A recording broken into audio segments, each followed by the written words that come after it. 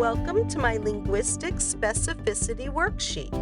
Check out this excerpt from the training video I did for the New York City Department of Education.